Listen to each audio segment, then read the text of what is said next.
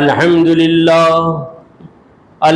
لله نحمده ونستعينه ونستغفره ونؤمن به ونتوكل عليه ونعوذ بالله من شرور أنفسنا ومن سيئات أعمالنا من يهده الله فلا مضل له ومن يضلله فلا هادي له ونشهد أن لا إله إلا الله وحده لا شريك له ونشهد أن سيدنا ونبينا وشفيعنا وحبيبنا ورؤوفنا ورحيمنا وكريمنا ومولانا محمدا عبده ورسوله صلى الله تعالى عليه وآله وصحابه أجمعين وبارك وسلم.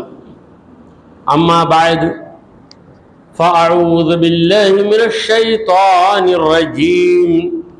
بسم الله الرحمن الرحيم.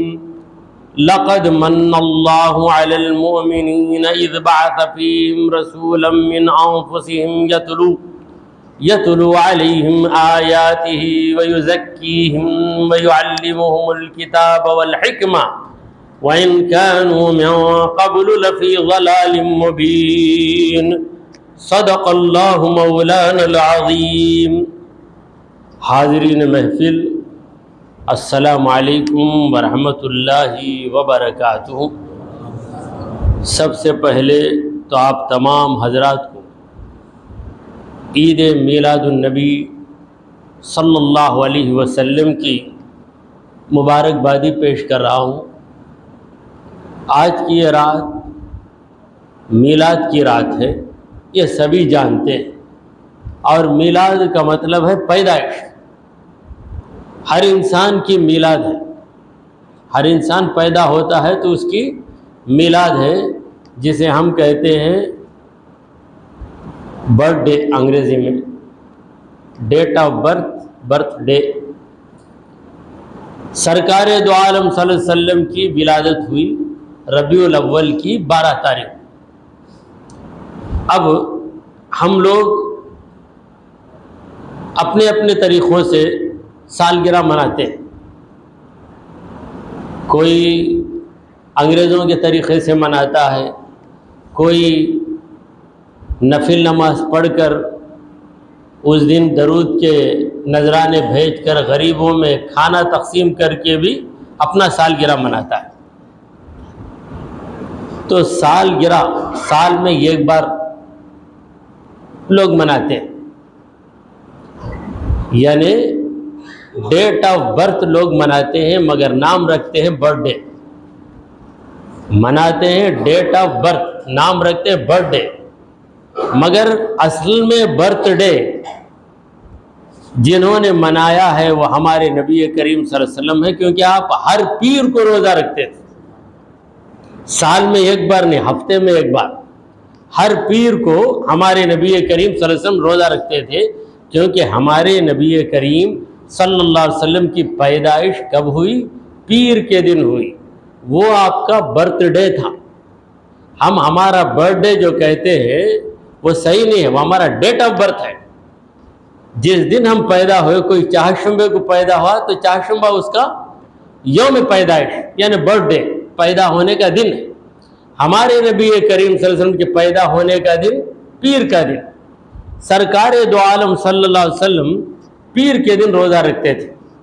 صحابہ کرام نے وجہ پوچھی، یا رسول اللہ خصوصیت کے ساتھ آپ ہر پیر کو روزہ رکھ لیتے ہیں، اس کی وجہ کیا ہے؟ تو سرکار دو عالم صلی اللہ علیہ وسلم نے فرمایا فیہ ولدت، اس دن میری میلاد ہوئی، میری ولادت ہوئی، میری پیدائش ہوئی، اس لیے میں اللہ کا شکر ادا کرتے ہوئے اس دن روزہ رکھ لیتا ہوں. وفیہ انزل علیہ، اور اسی دن یعنی پیر کے دن سب سے پہلی وحی مجھ پر اتاری گئی. قرآن کی پہلی آیتیں جو نازل ہوئی ہیں، جس دن نازل ہوئی وہ دن کون سا دن تھا؟ پیر کا دن تھا. تو سال میں جو میلاد آتا ہے اس کے دن بدلتے ہیں. تو اس سال میلاد آیا تو جمعرات کو آیا. ہم کہتے ہیں چہارشنبہ، حقیقت میں چہارشنبہ ختم ہو گیا، مغرب تک چہارشنبہ تھا، مغرب جو ہی لگی، رات لگی تو جمعرات کی رات، اور آنے والا دن جو ہے جمعرات کا دن۔ ہمارے پاس رات پہلے ہے اور دن بعد میں ہے، تو سال میں یہ دن بدلتا ہے، کبھی میلاد جمعہ کے دن ہوتی ہے، کبھی ہفتے کے دن، کبھی اتوار کے دن، یعنی سالانہ میلاد، مگر ہفتہ واری میلاد جو ہے وہ پیر کے دن ہی رہے گی۔ تو حضور سرکار دو عالم صلی اللہ علیہ وسلم ہفتہ واری میلاد مناتے تھے، اور میلاد منانے کا طریقہ ایسا نرالا تھا کہ آپ روزہ رکھ لیتے تھے۔ اس دن حضور اکرم صلی اللہ علیہ وسلم روزہ رکھتے تھے، اور جو جو زمانہ گزرتا گیا نبی کریم صلی اللہ علیہ وسلم کی میلاد منانے کے طریقے بدلتے گئے، مگر جو بھی جائز طریقہ ہے، جائز طریقے سے میلاد منانے کی پوری اجازت ہے۔ جائز طریقہ وہ جس میں کوئی ناجائز کام نہ ہو۔ میلاد کی خوشی میں کوئی 1000 بار یا 10,000 بار درود پڑھ لیتا ہے تو یہ بالکل جائز طریقہ ہے۔ میلاد کی خوشی میں کوئی قرآن مجید کی زیادہ تلاوت کرتا ہے، یا میلاد کی خوشی میں کوئی کپڑے خرید کر غریبوں میں یا رشتہ داروں میں تقسیم کرتا ہے، یہ بھی اچھی بات ہے۔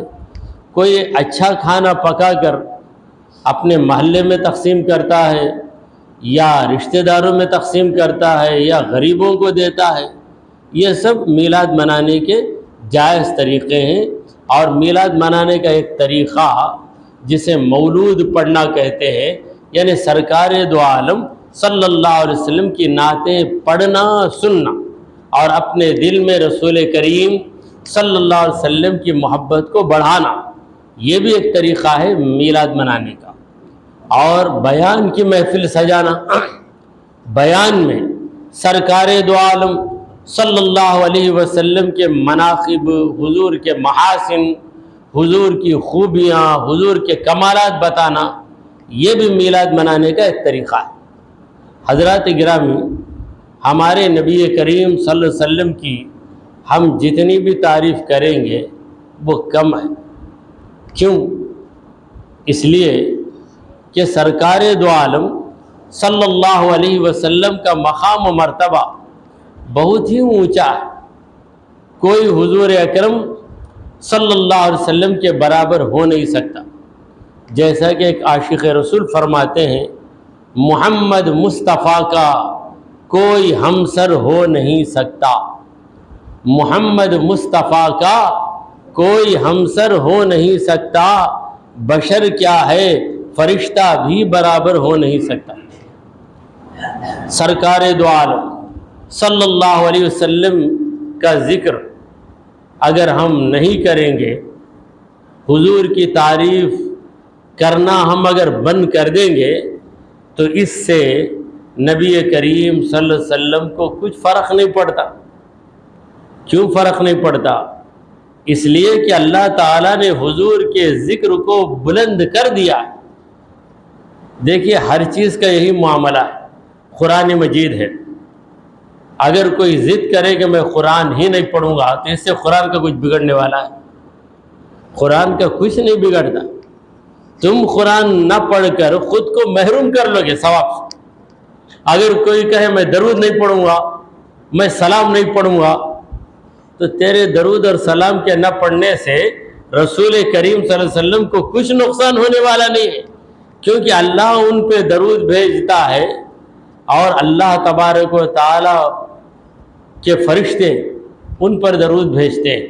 ان اللہ وملائکتہ یصلون علی النبی، بے شک اللہ اور اس کے فرشتے درود بھیج رہے ہیں نبی پر۔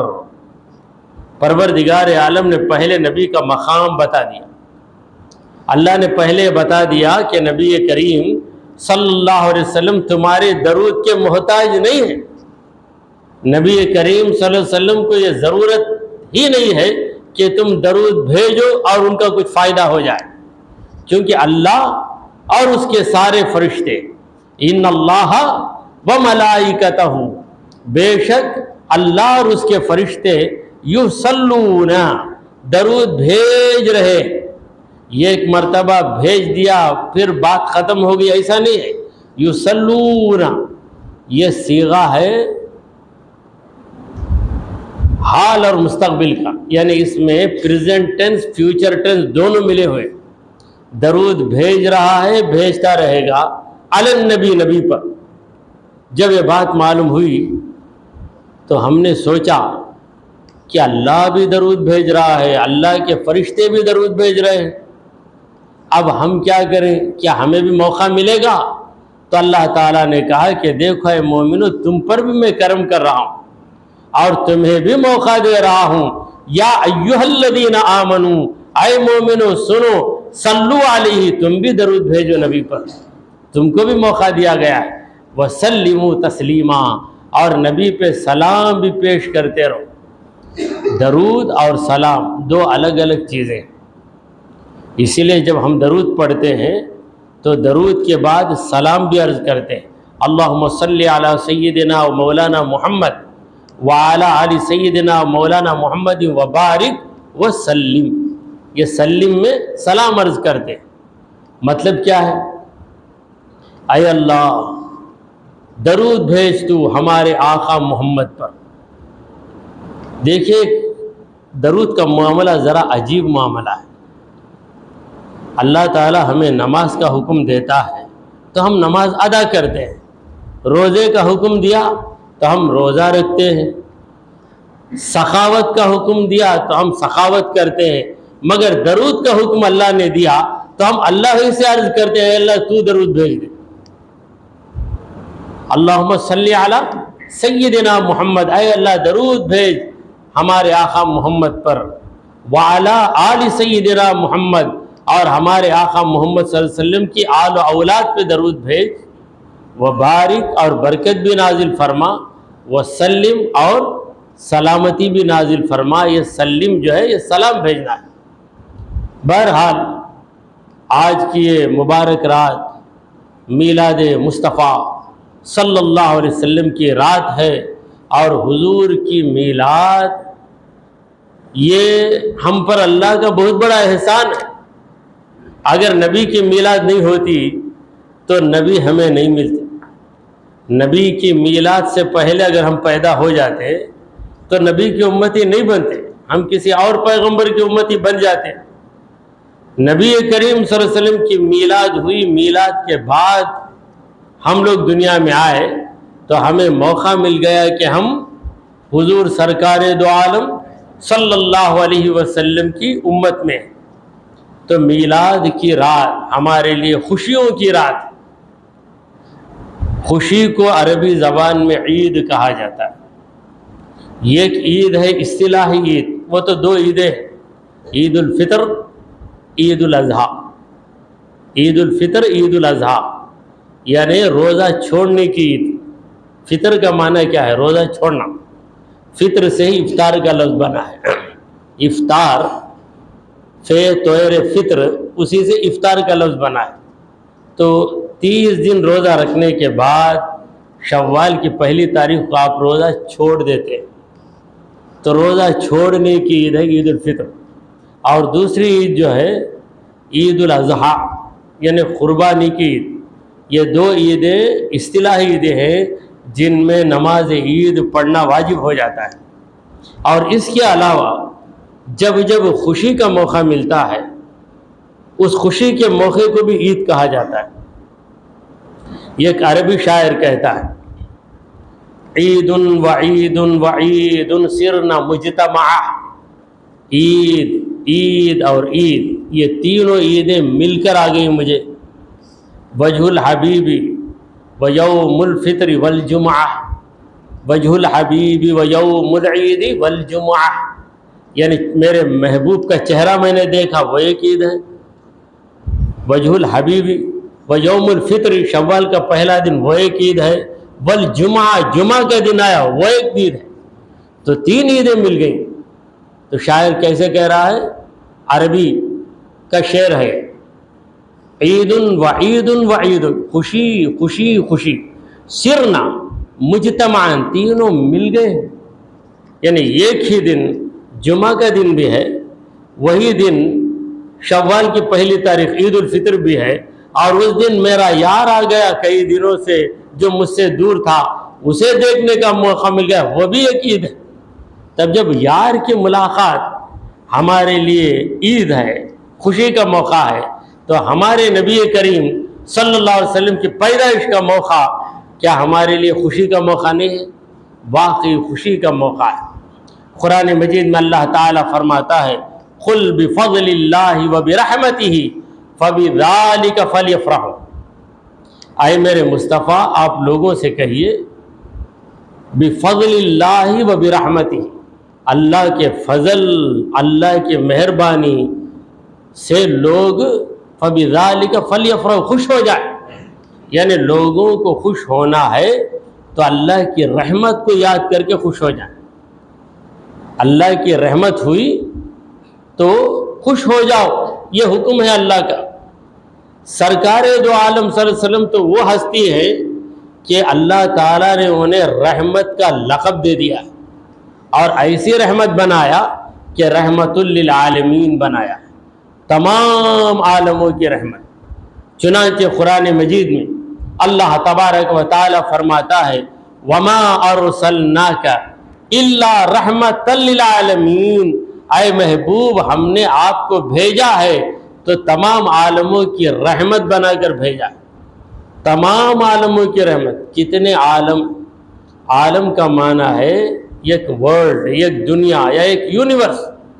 اب مدراس کی اردو زبان میں عالم کا دوسرا مطلب ہے، بس اسٹینڈ میں گیا عالم زیادہ تھا، سرونا اسٹور میں گیا عالم زیادہ تھا، وہاں عالم کا مطلب رش، ہجوم، اسے ہجوم کہتے ہیں، مگر ہم یہاں کی لوکل زبان میں اس کا نام عالم رکھ دیتے۔ وجہ یہ ہے کہ کئی لوگ اتنے تھے کہ پوری دنیا وہاں گئی، پورا عالم وہاں ہے کا مطلب کیا؟ پوری دنیا وہاں پر ہے، یہ مطلب میں ہم کہتے ہیں۔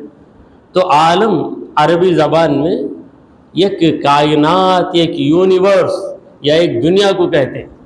کتنے عالم اللہ تعالیٰ نے بنائے، انسانوں کا عالم، جانوروں کا عالم، پرندوں کا عالم، دریا کے اندر مچھلیاں ہیں، مچھلیوں کا ایک عالم، جنات کا ایک عالم ہے، فرشتوں کا ایک عالم ہے۔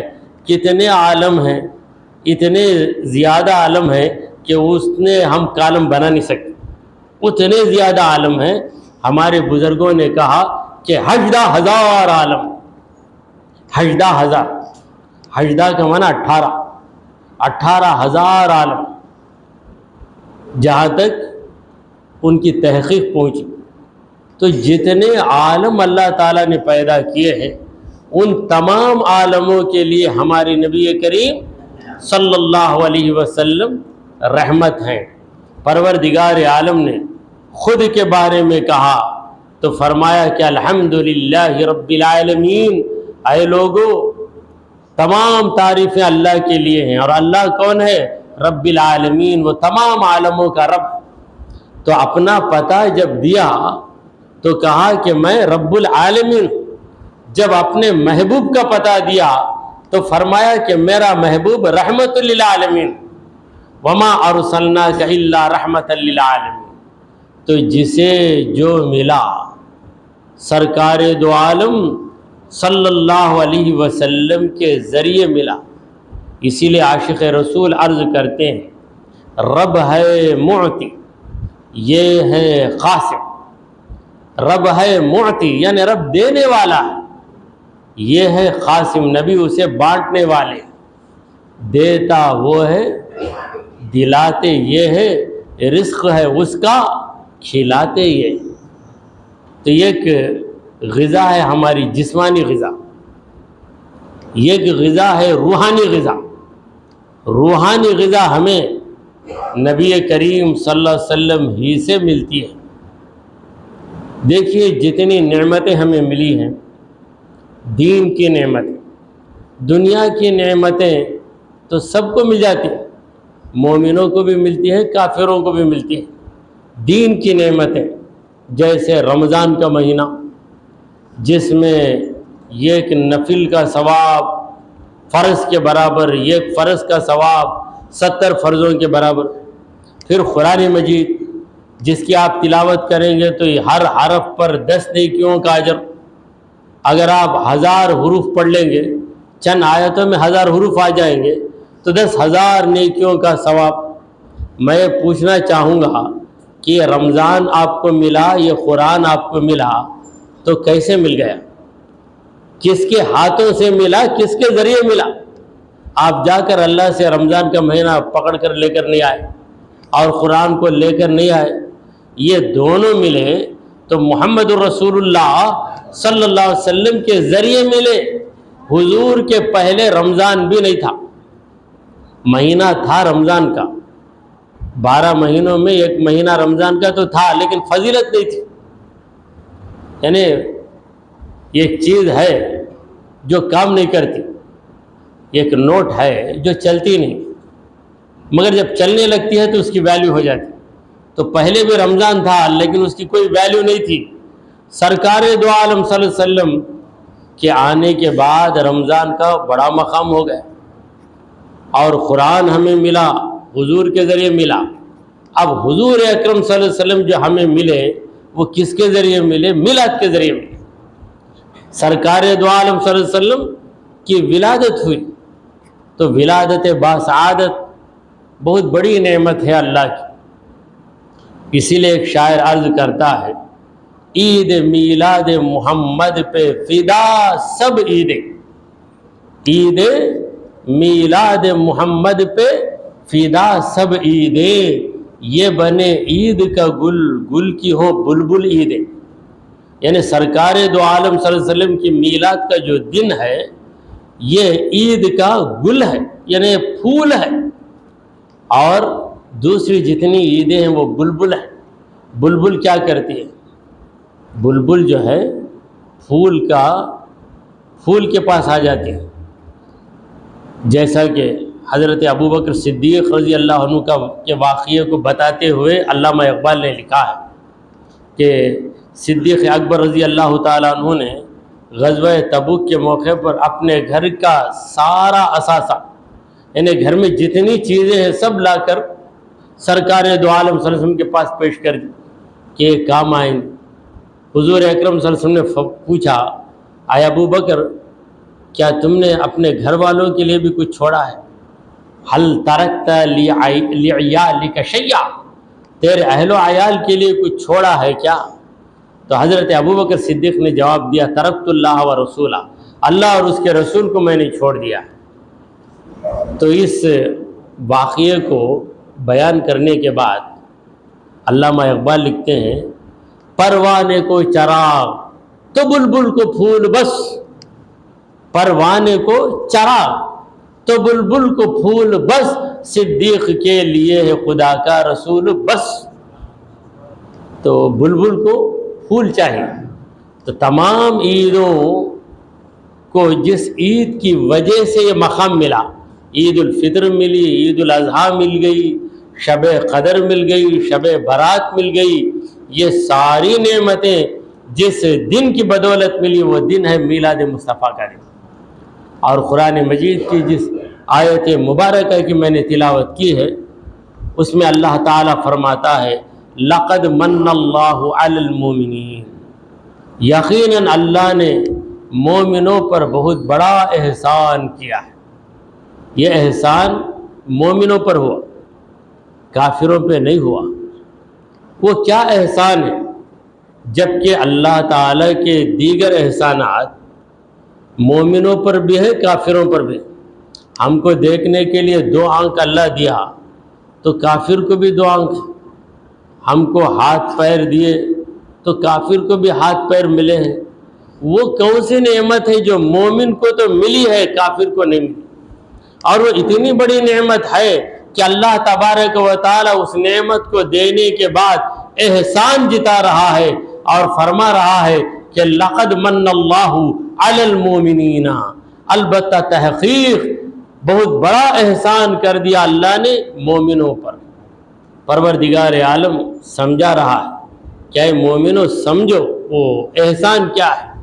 اذ بعث فیہم رسولا من انفسہم وہ احسان یہ ہے کہ اللہ نے رسول کو بھیج دیا۔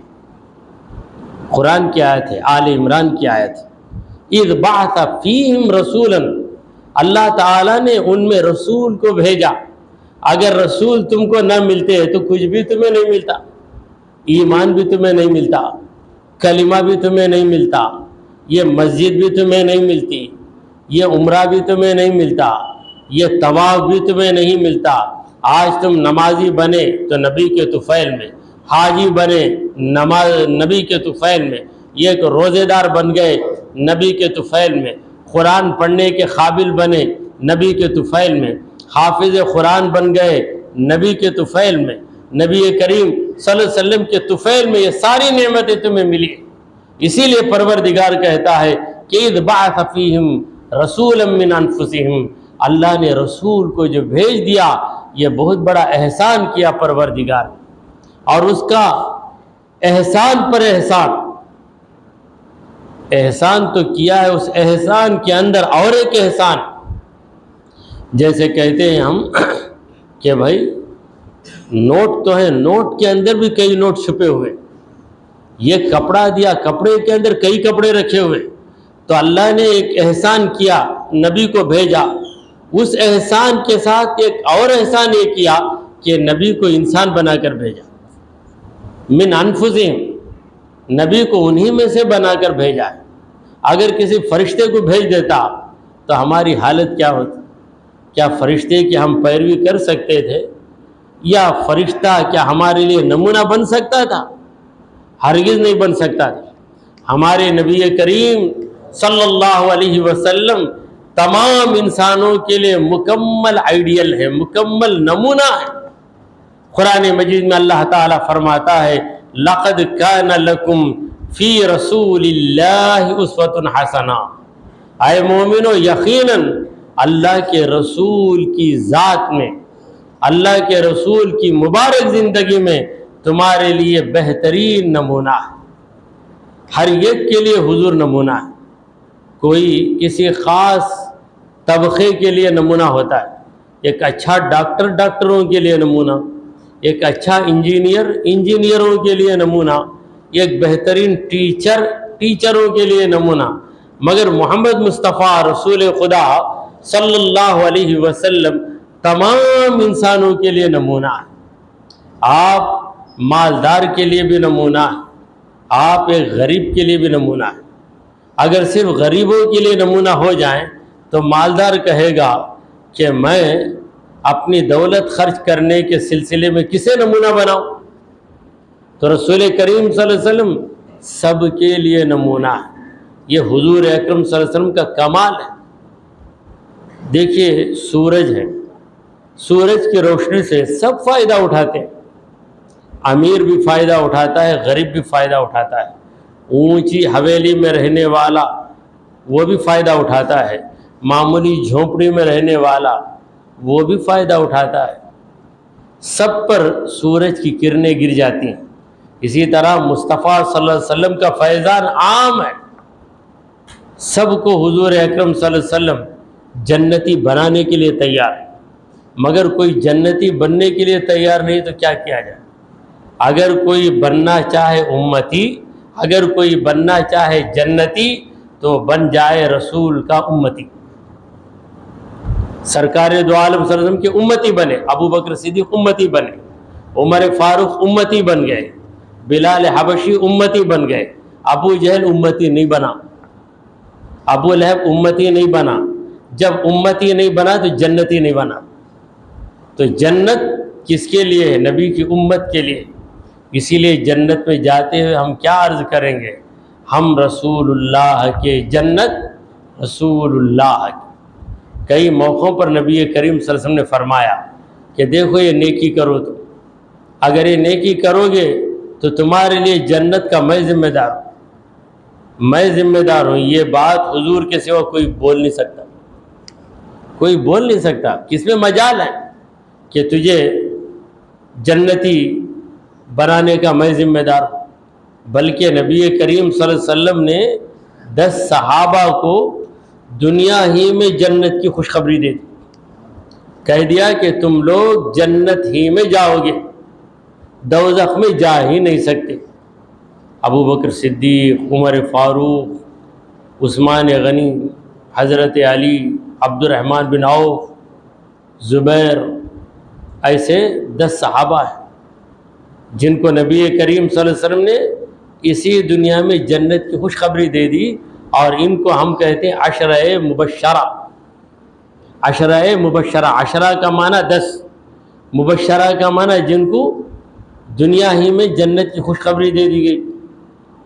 اور جنگ بدر میں جو صحابہ شامل ہوئے، ان صحابہ سے نبی کریم صلی اللہ علیہ وسلم نے کہا کہ یا اہل بدر، اے بدر میں شامل ہونے والوں سنو، اطلع اللہ علیکم، اللہ نے تمہاری طرف دیکھا ہے، وقال، اور تم لوگوں سے کہا ہے، افعلوا یعملوا ما شئتم، تم جو چاہو کرو، فإنی قد غفرت لکم، میں تو تمہیں معاف کر چکا ہوں، جو چاہو کرو۔ اگر ایسا لائسنس آج کے دور میں کسی کو مل جائے کہ تو جو چاہتا کر، تو جنت ہی میں جائے گا، تیری مغفرت ہو گئی، اور بولنے والے بھی معمولی انسان نہیں، اللہ کے رسول صلی اللہ علیہ وسلم بول رہے ہیں، تو کیا ہوگا؟ اسی کو ایک بہترین بہانہ بنا کر منمانی کرے، نہ عبادت کرے گا نہ انصاف کرے گا۔ اگر کوئی پوچھے، حضور ہی بول دیے، حضور بول دیے میں جنتی ہوں، مگر صحابہ کرام ایسے نہیں تھے۔ سرکار دو عالم صلی اللہ علیہ وسلم بشارت دے چکے، خوشخبری دے چکے، اس کے باوجود وہ ڈر ڈر کر زندگی گزارتے، ڈر ڈر کر زندگی گزارتے۔ بہرحال ہمارے نبی کریم صلی اللہ علیہ وسلم جو ہمیں مل گئے، یہ اللہ کی بہت بڑی نعمت اللہ تعالیٰ خود واضح کر رہا ہے۔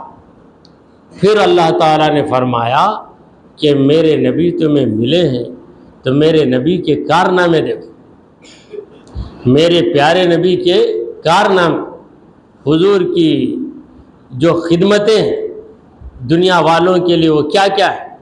یتلو علیہم آیاتی، پہلا کارنامہ ہمارے نبی کریم صلی اللہ علیہ وسلم کا یہ ہے کہ اللہ کی آیتیں پڑھ کر سناتے ہیں، یعنی قرآن جسے بغیر وضو کے ہاتھ نہیں لگا سکتے، حالت جنابت میں اس کی تلاوت نہیں کر سکتے، یہ جو قرآن ملا ہے جسے تم اللہ کا کلام کہتے ہو، اللہ کی کتاب کہہ رہے ہو، یہ کلام پڑھ کر تم کو سنانے والے کون ہیں؟ محمد عربی صلی اللہ علیہ وسلم۔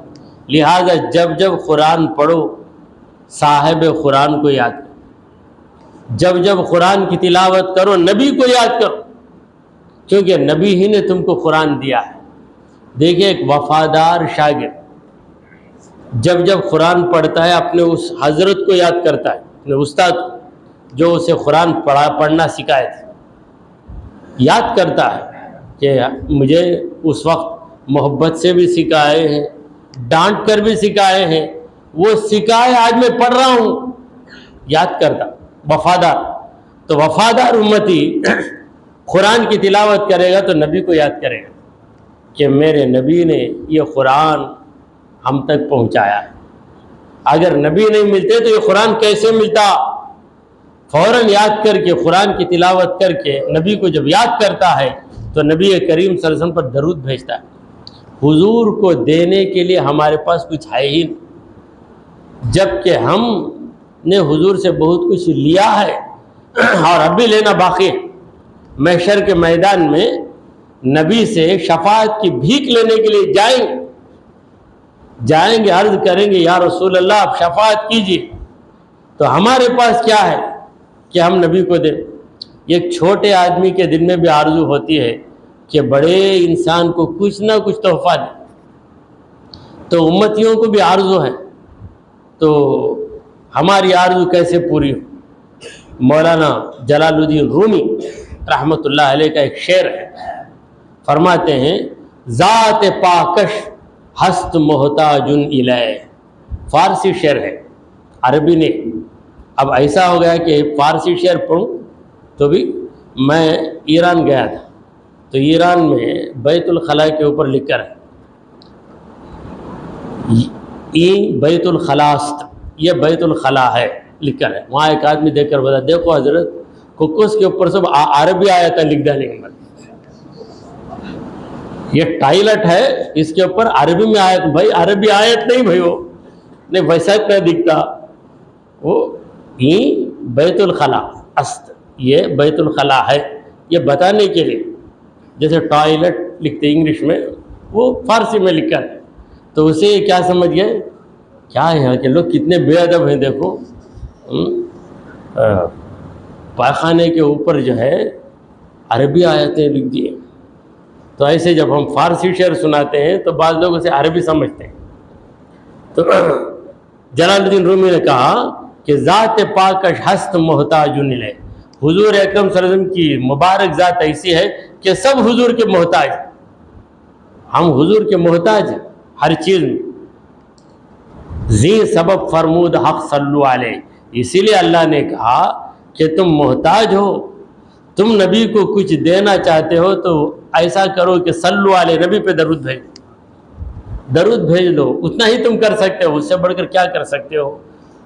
دعا کیجئے کہ پروردگارا ہم نے جو کچھ کہا اور سنا اسے قبول فرما لے.